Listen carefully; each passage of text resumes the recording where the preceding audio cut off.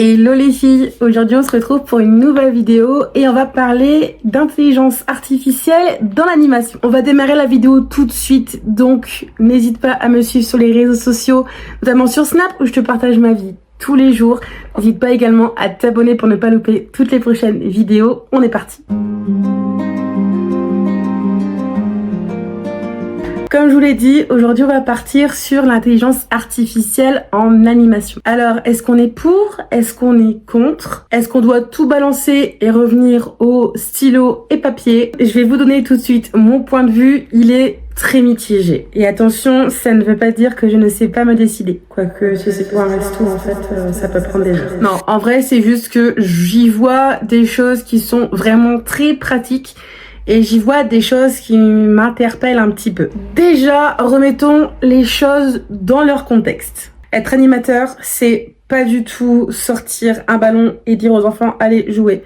On va clairement arrêter ce préjugé. C'est surtout observer, écouter, comprendre qu'il y a des jours où des enfants vont être des piles électriques Duracell et une autre journée où ils vont être vraiment plus calmes, ils vont avoir besoin d'un temps calme, d'un temps lecture, etc. Et puis, il y a aussi l'adaptation. Je vous donne un exemple concret pour que vous compreniez. Tu prépares ton grand jeu depuis 2 semaines en extérieur. On est en automne et ce jour-là, il pleut. Il va falloir que tu revoies tes activités pour pouvoir les adapter en extérieur, notamment si tu avais prévu du sport. Une intelligence artificielle, elle, va te donner l'idée parfaite, mais pour une météo qui n'existe plus. Notre boulot, il est humain, c'est de la lecture d'ambiance, c'est de l'improvisation, un peu comme du stand-up. Sauf qu'au lieu de faire rire des adultes, on gère un groupe d'enfants où l'énergie et l'humeur de chacun est différente. Maintenant, imaginez, vous arrivez le matin, vous ouvrez votre ordi et c'est l'IA qui vous dit quoi faire. Voici le programme du jour. À 10h12, activité peinture. À 11h48, jeu collectif. Au début, tu te dis certainement « cool, je gagne un temps fou ». Mais au bout d'un moment, tu vas te rendre compte qu'en fait, tu crées plus rien. Tu suis juste un script. Et disons que dans l'animation, c'est vraiment ça qui fait la beauté du travail en fait. La création, l'imagination, les petites touches personnelles quoi. Parce que soyons honnêtes, les enfants ils sentent quand on est à fond dans notre activité ou alors si on est juste là pour dire bon j'ai fait ça comme activité, j'ai fait ça. Et là si l'IA décide de tout, en fait on est comme des GPS humains, genre tournez à gauche, allez tout droit, tournez à droite, bravo vous êtes arrivé à l'aire de jeu.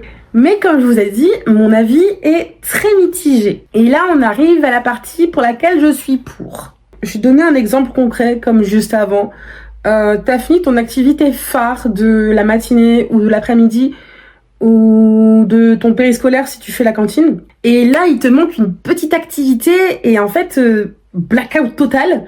T'arrives pas à trouver une petite activité. Alors, on se sait que Pinterest, c'est notre meilleur ami, c'est notre best friend en animation. Mais le temps d'aller sur Pinterest, de noter, de checker, de trouver une activité même, en fait ton petit temps d'activité là il est passé en fait et les enfants ils ont fait carnage pendant ce temps-là. Et c'est là que l'IA pour moi peut rentrer en jeu. Alors moi je ne l'utilise pas, je prévois tout le temps des petits jeux à l'avance. Mais par exemple si tu as un petit trou, ça ne coûte rien d'envoyer un petit message à ChatGPT en 2 secondes en lui disant j'ai des enfants de tel âge, j'ai autant de temps devant moi, donne-moi un ou alors plusieurs jeux à improviser comme ça pour combler le trou entre guillemets. Ou alors deuxième exemple, t'es nouveau dans l'animation, tu débarques et on a tous connu ça. Et en fait, on te demande de faire un planning, mais t'as 0 idée. Alors du coup, comme je disais juste avant, Pinterest, c'est ton meilleur ami. Mais si tu veux vraiment avoir une base d'activités adaptée à l'âge, franchement, l'IA peut te sortir des trucs pas mal. Et justement, à cette petite base que l'IA va te donner, ce sera à toi de rajouter ta petite touche personnelle, de rajouter ton savoir-faire. Par exemple, si l'IA te dit à cet âge-là, ils adorent la découverte, etc. Si t'es fort dans un domaine, donc par exemple, je vais dire une bêtise, si t'es fort dans la peinture, si t'es forte en musique, si t'es forte en dessin, et ben là, tu peux trouver une activité adaptée à l'âge et du coup, en mettant en avant ton savoir-faire aussi. Mais l'idée de base de la créativité, de la découverte, t'a été donnée par l'IA. Mais ton activité finale n'a pas été faite par l'IA. Je sais pas si vous comprenez mon point de vue.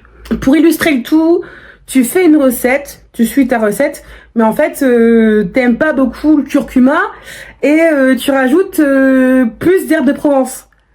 Ben c'est ça en fait, c'est le même principe. En fait, t'enlèves ce qui te va pas et tu remplaces par d'autres choses que tu préfères qui sont plus adaptées à la tranche d'âge ou plus adaptées à ton savoir-faire. Pour faire la conclusion, la vraie question, c'est pas pour ou contre l'intelligence artificielle, c'est comment on va s'en servir dans l'animation. Si tu prends l'intelligence artificielle comme un assistant, un outil, une boîte à idées, c'est ok. Mais si tu lui confies toute ta réflexion, toute la confection de tes activités, pour moi, c'est là que ça pose le plus problème. D'après moi, il faudrait voir ça un peu comme une photocopieuse. Elle est utile, tu vas t'en servir pour faire des photocopies, mais tu vas pas lui donner à gérer un groupe d'enfants. Enfin, j'espère pas.